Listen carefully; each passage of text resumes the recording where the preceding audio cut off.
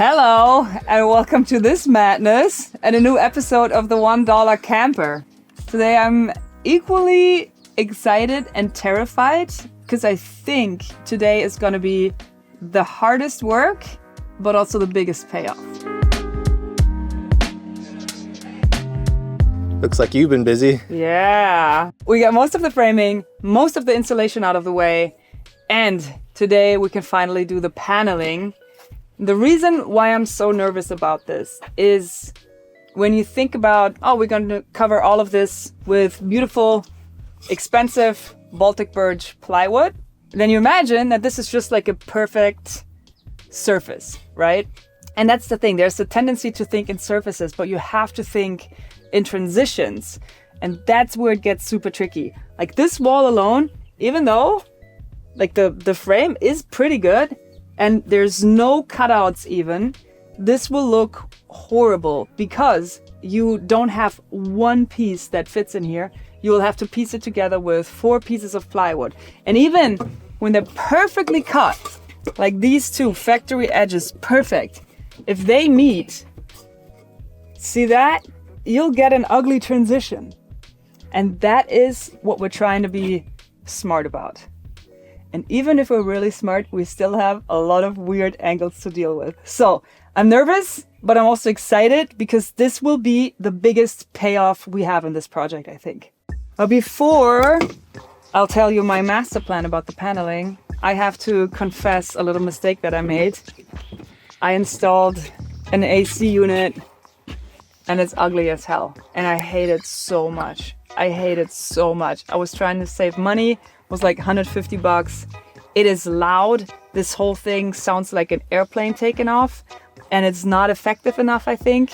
So I'm gonna kick it out and see how warm it even gets in here in the summer, because I feel with the insulation and the double roof, it might not be as bad and it's not worth having this eyesore here all the time. So that was a couple hours and $150 wasted. But I'm not gonna die on that hill, you know? Sometimes you make wrong decisions and then just because you made the decision and you put effort and money into it doesn't make the decision better. So I need to stay flexible and admit that that was wrong. Let's take it out.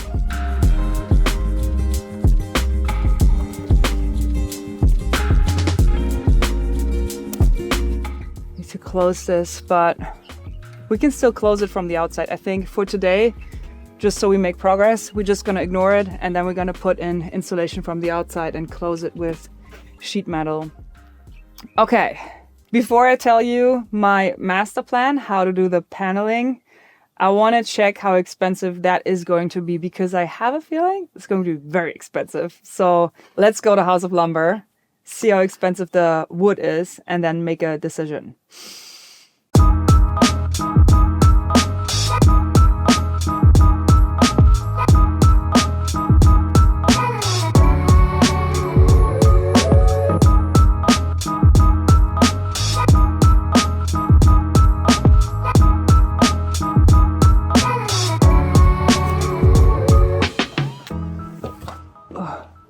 Yeah, so the MDF, I think I saw something in the back too. We need 8 sheets of those. 8 sheets of those, okay. Yes, thank you.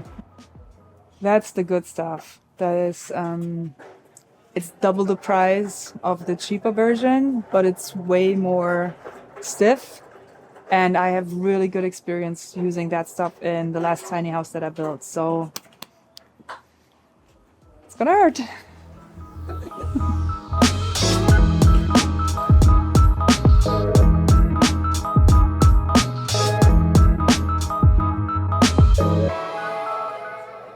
We have the 1/4-inch one for $58.50. Yeah. The 1/2 inch is $107.75. Ooh. Okay. I mean, it is what it is. Then we go with the MDF. MDF? Yeah, The one on top. yeah, 4 sheets, please.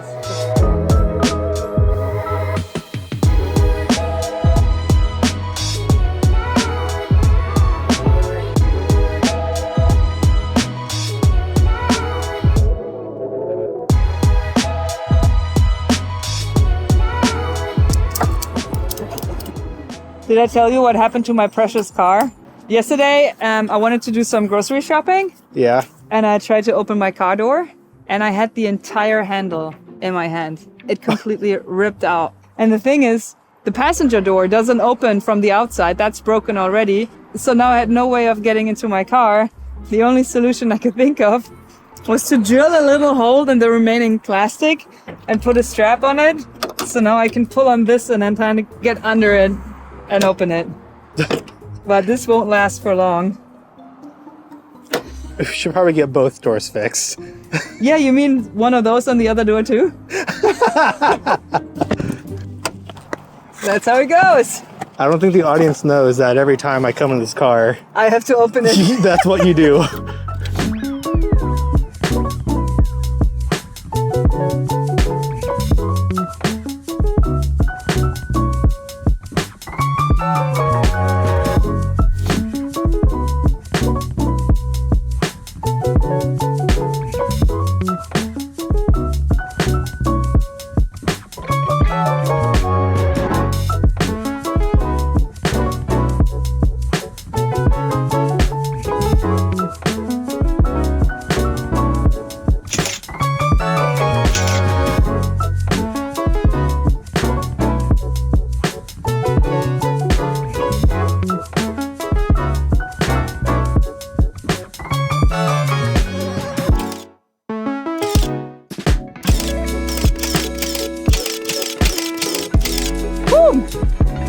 All right. Next one. Yeah, but this is a great example. It's a perfect, even though this is pretty perfect, cut, factory edge, same level. It looks like shit. And that's gonna bother me so much.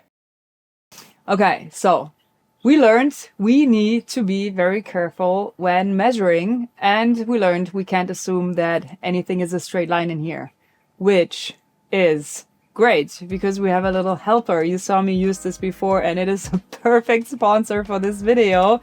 The Fantic A10 Pro. It is a 2-in-1 digital tape measure and laser measuring wizard. All right, so this is a regular 10-foot tape measure, right? Just a pretty smart one.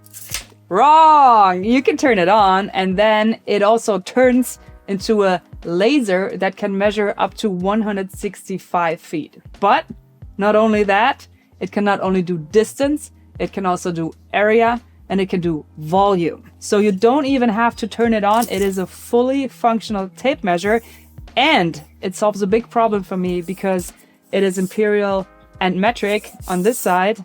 Now check this out. It even has imperial, metric, and fractions on the other side. This alone makes this a really good tape measure. But it is more than that. When it's turned on though, it is fully digital, the readout, and you can select if it should measure from the front, from the back, or from this little tripod screw hole. And you can of course set your units as you want them. So centimeter, millimeter, meters, feet, inch, or feet and inch. Whatever you want, you can just set it. Of course, mine is set to centimeters. And if you're forgetful like I am, this thing also lets you store stuff in it. So we can measure the footprint of this camper, store it so we know forever. Which is essentially what I've been doing with my regular tape measures, where I just mark on the back. This is the distance. Only, and of course, a much cooler way. The display is super bright, pretty big. I never had issues reading it out in the sun. And another thing that I like, the USB-C port charging thing, you can cover it. So unlike my iPhone, there's no dirt in here. If you want to get your hands on the Fantic A10 Pro, click the link in the description and see what awesome offers they have for you this time. Thank you, Fantic, for supporting my work. And now, let's actually do the work. This is a lot of work. Yo.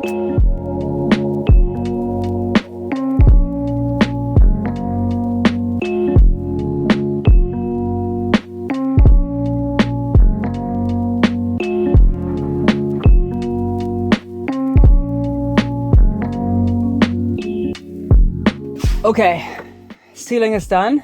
And again, like the point is made, even though the transitions are pretty good for a 70-year-old camper and a crooked frame, they are as perfect as we could make them, and they still look bad. Especially looking from here, you see like the little wobbles, and that is normal. This is not on us. This is just the reality of transitions. So for the ceiling, I might have something in mind, but the ceiling is not the biggest problem. It will be even worse on the walls.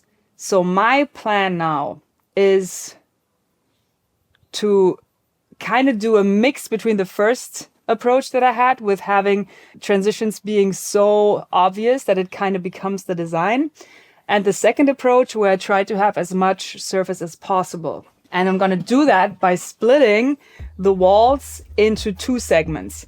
The windows are all on the same height, and everything under the windows will be walnut colored. And everything above the windows will be this birch plywood. So that gives us one big transition that we can do without having the weird, butt joint. Because then we're going to emphasize. So everything below here will be walnut, and then we can have a little bit of solid walnut, a strip, cover that transition. So every horizontal transition is taken care of that way. And then we have another vertical transition somewhere here, because that's a full sheet, and then that's going to be another sheet. And this is where the bar is. So that is taken care of too. So just think about where your furniture is going to be and kind of be smart about where you put those butt joints. And here it's going to be way easier because we have the windows. This is walnut and this is going to be birch. I think with that strategy, we can make it look super, super clean. Hopefully. Let's start with an easy piece. What does Jimmy always say? You go to school on the first one. Yeah. Okay, let's start with an easy piece. I'm gonna cut one strip. It's gonna end somewhere here. There will be a transition here, but I'm not too worried about it because there will be like some shelving or whatever. And then we can practice cutting out the electro boxes.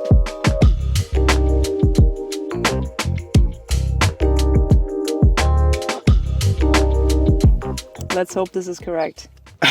Because that would be the first. That's the fastest way to double your expenses. You want to get one shot. One shot.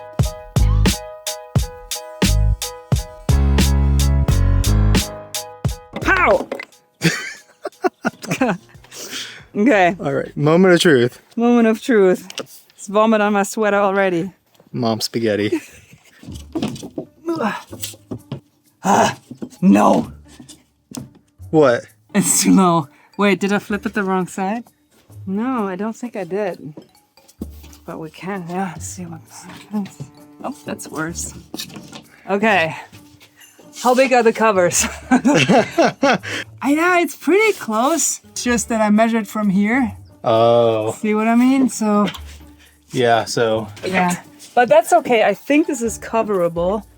But that is a good lesson to learn. We just can't assume that the panel goes all the way up here. Yeah. We're gonna use some molding or something to cover that. But yeah, the ceiling is like a little bit wavy. First lesson, don't assume that anything in here is straight. It's probably not.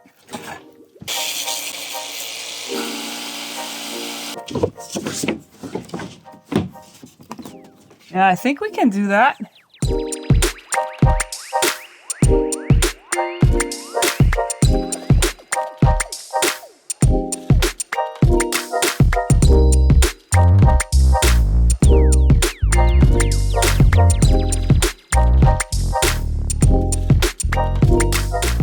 That was the easiest one.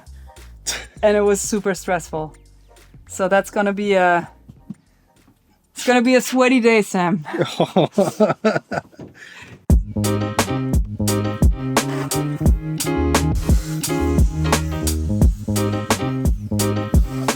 Okay, this should be a very easy one. Should. Oh, I didn't even measure if it goes over this. Okay, so I need to cut up. Wait. What?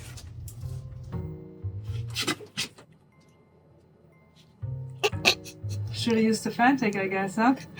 It's okay. We can use this somewhere else. I swear, I bet I always switch the 6 and the 9. So was this 30 centimeters? Looked like it, right? Yeah. What's dyslexia for numbers?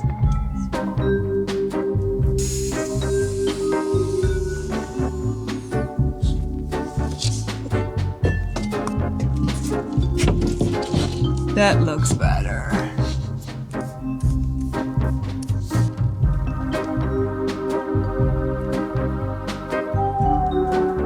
Okay. This was actually easy because we didn't even have to do the cutout. The board goes right until here. And that makes the next cutout super easy because we can just like... I shouldn't announce how easy all of these steps are gonna be. I'm just trying to have a good attitude.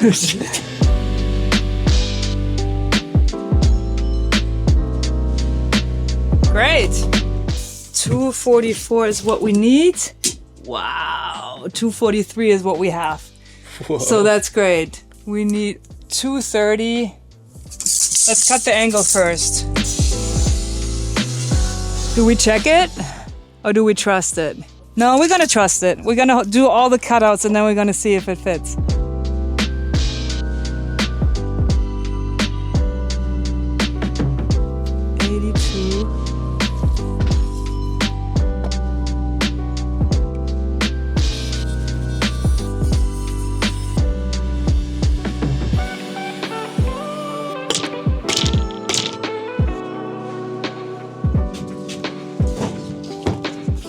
Oh, this is so unhelpful.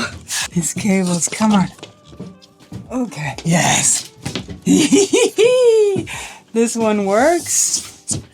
Oh, but that one, it's not even. It needs to go in further even. That's the problem. I measured this one from the bottom and this one from the top. Remember when I said we made that mistake before? Let's make it again. That's actually the mistake now because the roof is coming down 2 centimeters. You know, it's uneven because we know this is a straight edge. That's the one rule we have. So this is true. This is true. This is kind of wrong. And that is not that much of a problem because it's going to be covered by a bar. But you see, like these, we just need, this is where we need to be higher. How do we mark this? Describe it.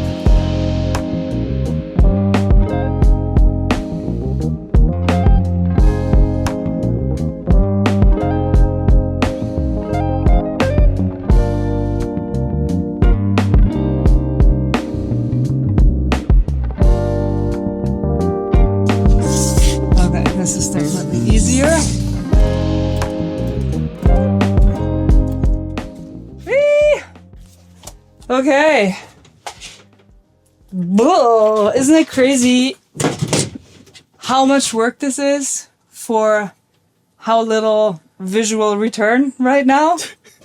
But I promise it's gonna look good. It's gonna be a bar.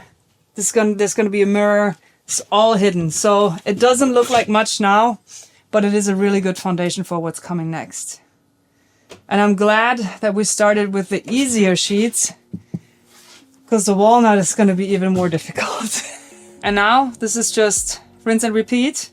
Apply what we learned. Never assume anything is a straight line. Measure from the bottom only. Mark your studs. Be very careful. And now we apply that to the walnut and the rest of it. And then we should be done. 3 days later. Knock, knock. Hello. You will not believe how much I got done. You've been busy? Very busy. I mean, I consider myself a fast and hard worker, but this is a new level of fast and hard work, I think. So, I kind of want to film you seeing it. Okay. Okay. I see the panel. Oh, whoa. That looks clean. Right? Wow. I decided to paint and trim and do the walnut and all of this. I fell I into didn't even notice. a complete rabbit hole. Yeah. Oh, wow.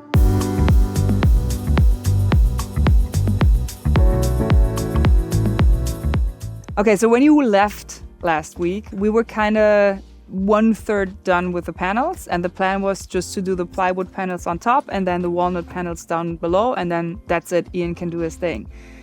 But then I kind of was insecure about the stability of the like very thin MDF walnut panels on the floor, so I decided I'll do plywood there as well.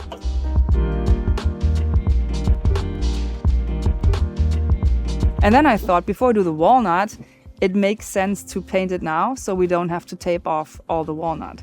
So then I said, well, I have to have paint. So I had to make some choices on the paint that I want to have. And then I decided I want the ceiling in a different color. And then I decided, well, I might as well put in these beams to hide the seams and to make it look a little bit more cozy. And while I was working on the ceiling, I decided I might as well do the trim to hide those corner seams as well. And then once all of this was done, I finally did the walnut paneling.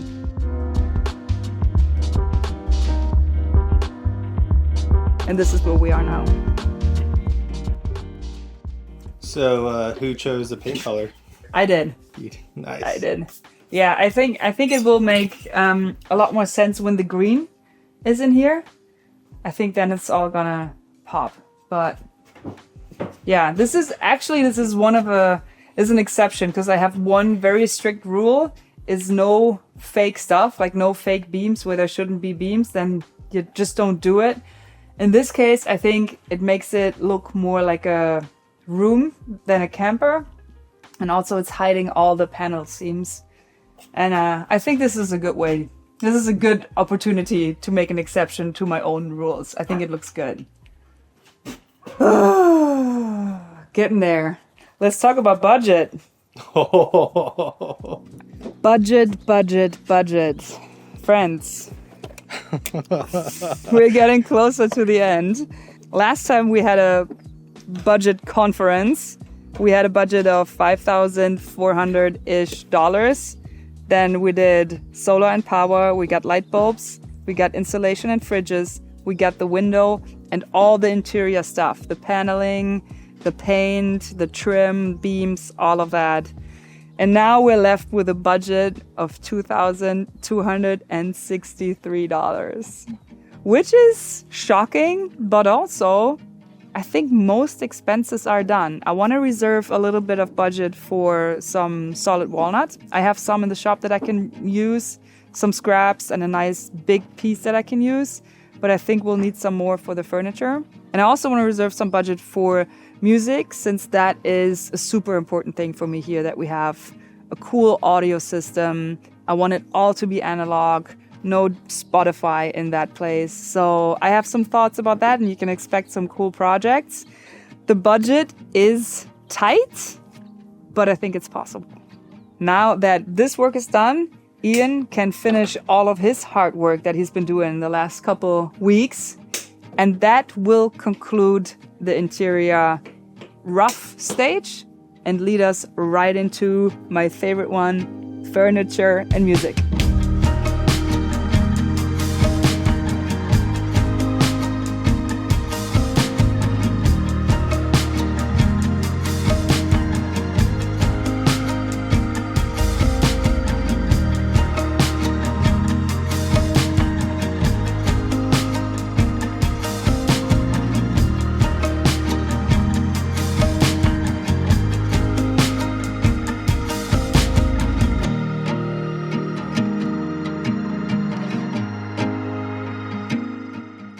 Ian really did a great job. And from here we have a little bit more like trim work to do, little details, painting over some stuff. But all in all, this is amazing. We're at a great place, and I can't wait to build stuff to plug in. I have one thing to plug in.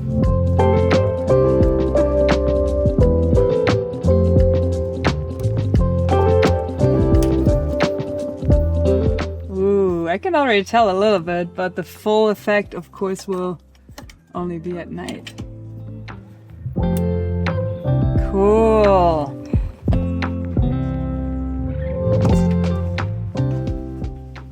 All right, what a video. I mean, so much progress. For some reason, like the disco ball symbolizes all the work we put into the camper so far. It's kind of like now the party begins. I feel the worst is over. Now it's all about aesthetics, fun stuff, the bar part, music, furniture. I love it. I hope you enjoyed this video as much as I enjoy my disco ball, and I'll see you next week with a new video.